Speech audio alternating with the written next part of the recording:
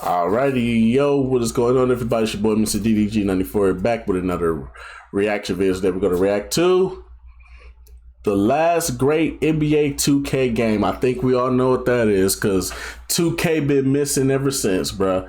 2K has been out here looking like DeAndre Jordan at the free throw line, man. It's terrible, bruh. The last great NBA 2K game. I think we all know what that is. I don't even gotta say it. You know it. That's why you clicked on the video. Without further ado, let's check it out. I'm a lot higher on recent NBA 2K games than most people. That being said, in my opinion, no 2K game has been great since NBA 2K16. None. From 2010 through 2015, Visual Concepts released banger after banger. They couldn't miss. 2K15 was a fucking miss. 2K15 was a bad fucking example of a game. But they bounced back with 2K16 though. Yeah, they couldn't miss. From 2K10 to 2K14, you could skip 15 and then go to 16. Yeah, they couldn't miss, bro. They was on fire. Banger, ending their impressive run with 2K16. This game had the best My Career story, the most fun and varied park. My League solidified itself as the greatest franchise mode in all of sports video games. My GM put icing on the cake and my team was at its peak. Gameplay, presentation, and graphics were all incredible for the time. Yep. And due to how recent this game was, it still holds up very well today. In fact, many 2K players prefer the gameplay and even graphics of 2K16 to any 2K since. At the time of its release, there were the usual complaints about patches or shots not going in as often as people would have liked, and other small issues, but as time went on, people began to look back at this game with a greater understanding of it. NBA 2K15 was a great game, yet 2K16 improved upon every single facet of the game. I called NBA 2K11 the greatest 2K game ever made, but if I had to pick a close second, it would be 2K16, and I'm sure many people would even rank it above 11. Hell no. 2K hasn't released a game. It's 2K11. It ain't even fucking close. This game still had its flaws too. It ain't perfect. It ain't NBA 2K11, so it's not perfect. If anything, I would even go as far as to say I put 2K4. In my personal opinion, 2K11, 2K14, and 2K16 are the greatest NBA 2Ks I think we've ever gotten. Yes, I said it. NBA 11, 2K11, 2K14, and 2K16 were the best NBA 2Ks we ever got. All the rest of them, I mean, it's up for debate for if you want to go through 2010 through 2K10 through 2K14 through 2K13. You could put that up for the debate, but they not fucking with those three. Them three are like the holy grail of the 2K franchise, in my personal opinion. 2K11 because it's just it's the greatest and most perfect game ever assembled. 2K14 next gen because of where they took us from console to console, and then 2K16 just for being great, man. It started off terrible though. Don't get it twisted. 2K16 started off terrible, bro. Server issues. The park was a mess. Oh my god, the park was a fucking mess. VC was glitching all over the place. You wouldn't get no VC. They was taking VC away from you for no reason and shit. Bro, this game, the first couple of months it came out was hot garbage. But once they patched everything up and fixed everything, this game was perfect. No complaints. But when it first came out, this shit was hot garbage, bro. It was like, oh my god, we doing this shit again. But by the time they got to like patch 3, everything was fixed. Everything was perfect. There was no more need for patches after that. Anywhere close to the level of 2K16 since. And that's probably why there seems to be such massive outrage over modern 2K games, which are still much better than games like Madden or FIFA. When you get used to year after year of excellence, and then get the awful botched launch of 2K17, and then 2K18, the year 2K went crazy with microtransactions and ruined layups and shooting, people are going to be pissed. 2K16 was the pinnacle of modern sports games, and the standard we should be comparing sports games to every year until it's topped. Whether you are an offline franchise player, an online competitive player, or just a casual basketball fan who wants to play 2K in the park with their friends, 2K16 had you covered. It was the NBA game for everyone. Yep. It was like putting spaghetti in a copy machine. It was the last great NBA 2K. The best place to start this retrospective off is with my career. Written by Spike Lee, this has to be the greatest career mode I've ever seen in any sports game ever. The storyline was fantastic, and it actually made you feel something. It was like a legitimate NBA movie starring you. Since 2K16, the storylines and writing have been pretty cheesy, but 16's was not like that at all. Not only was the story great, but the actual gameplay and features this mode offered were insane. You start in high school, choosing between 3 high schools, and you play a full home, away, and championship game. Then you get approached by colleges. Real colleges, that's right. For the first time since College Hoops 2K8, 2K let you play on a real college team against other real college teams in real college stadiums. The game did a great job of recreating the college basketball atmosphere. 2K was able to negotiate directly with schools to use their branding in the game, bypassing the NCAA. The teams also featured some real players, as the games took place the season before, meaning NBA rookies were playing on their college teams. You'd see Frank Kaminsky on Wisconsin, for example. Before committing to college, a few schools try to sway you, with Michigan offering you a chance to break Glenn Rice's records, or UCLA explaining their banner of excellence. As you play your college games, the commentary team talks and discusses your backstory and road to college, adding immersion and depth to the story as you play. The attention to detail and care, all in simply this one part of this one mode in this entire game, was amazing. Once you get drafted, the story doesn't end. Between games of your rookie year, the story continues with more cutscenes, and it all adds up to the most immersive experience in any sports game ever. My career goes from being an interactive movie to an open-world online adventure. Continue playing your NBA career, gaining accolades, upgrading your players, signing sponsorship deals, giving yourself tattoos, etc. Or head over to the greatest park of all time. Just look at how beautiful and varied this park was compared to the generic, ugly park we've seen go without changes over multiple games in recent 2K games. 2K16 also introduced My Court, allowing you to create and customize your own court in your house and invite friends over to play 1v1, horse, or just shoot around.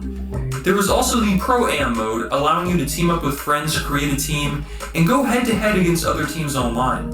All of this, in simply one mode, is something many 2K fans take for granted today, but it was well appreciated in 2K16 due to how well-rounded it all was. Think for a second.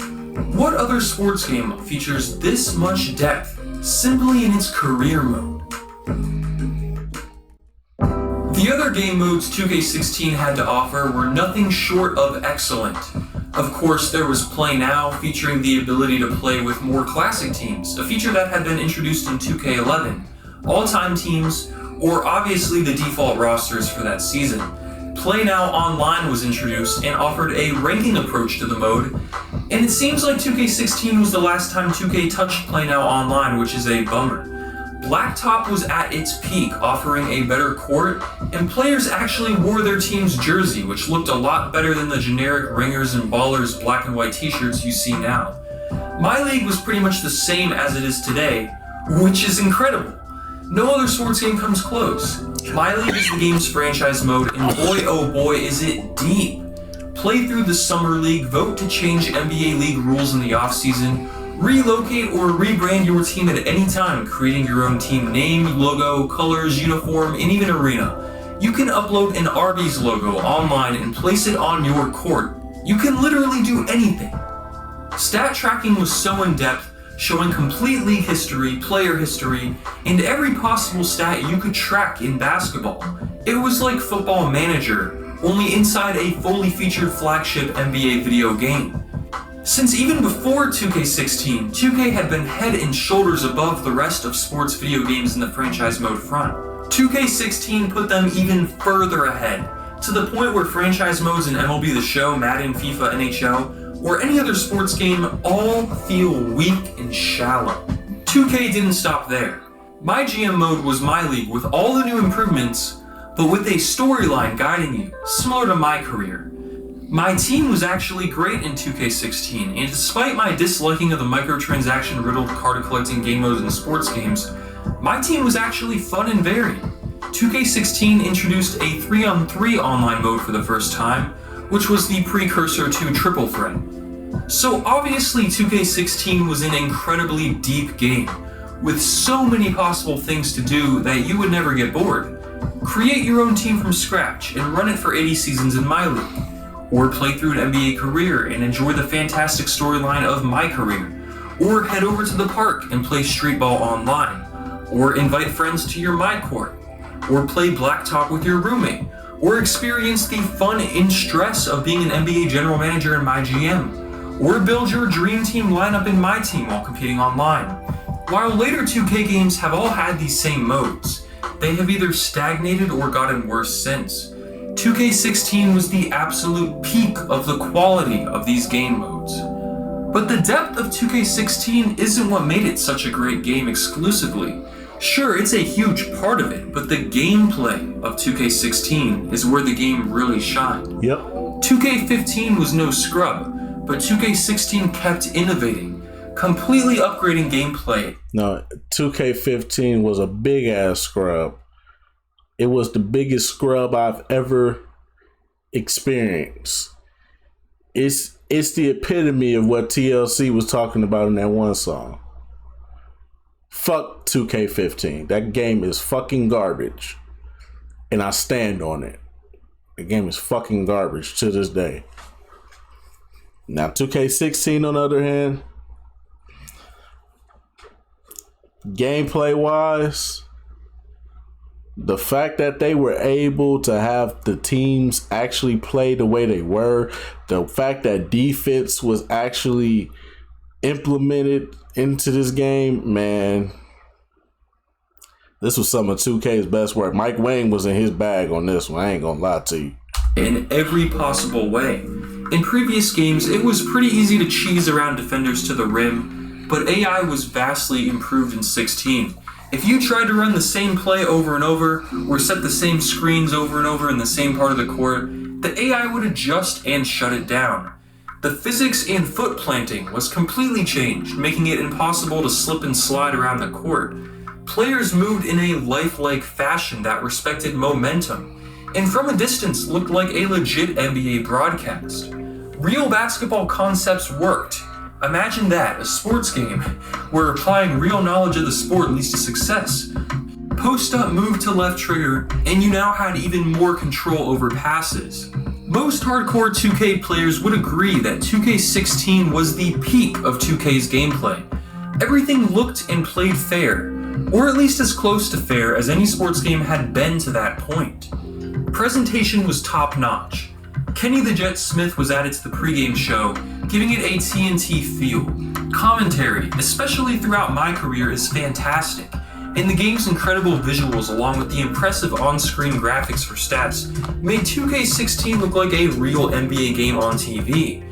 Players all looked nearly identical to their real-life counterparts and had their own signature animations, shots, and celebrations. Of course, I was not going to forget the soundtrack. 2K has always done a great job selecting varied tracks. No, they had to make up for that sound. After that shit Pharrell did in 2K15, after that shit Pharrell did in 2K15, my nigga, they had to start doing their own playlist. They stopped going to artists for the soundtracks. Cause Pharrell, I don't know what type of shit Pharrell was on. Pharrell was on some weirdo shit, bro. Had all this techno music and shit, and then he only had 2 good songs: a Missy Elliott song and a Busta Rhymes song. Everything else was hot garbage, bro. Had all this techno music, and this is a basketball game, bro. Put some hip hop in here, bro. Don't nobody want to hear all this techno shit. That soundtrack was terrible, bro. 2K15 soundtrack was fucking terrible. It's all Pharrell Williams' fault. Fuck Pharrell. Anyways, though. And 2K16 had one of the greatest soundtracks in a sports video game, period. It even had some throwback songs from older 2K games, including Clean Living by RJD2, a song from my favorite sports game of all time, ESPN NFL 2K5. NBA 2K16 was the culmination of years and years of building upon a solid foundation. While I still think the massive leaps and bounds 2K11 made to push the genre forward made that game worthy of being called the greatest NBA 2K game of all time, 2K16 is so close. Every single part of the game was great. Since then, NBA 2K games have gotten worse, as many of the additions to 2K16 have either been downgraded or left completely untouched over the past 4 years.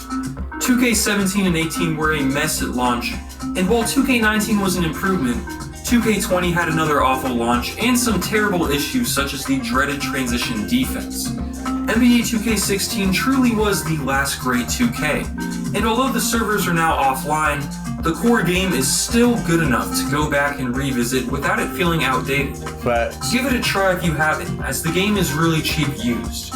And thanks for watching.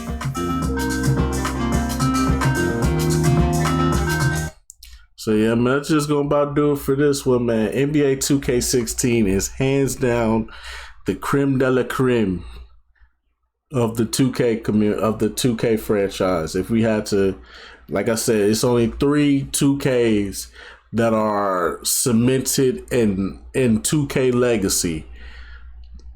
2K11, 2K14 next gen, and 2K16. Hands down, arguably some of the greatest work NBA 2K ever came up with. But anyway, so just gonna about end it off for this one. Tell me what y'all think down in the comment section below. I'll get back to you. Till then, peace out.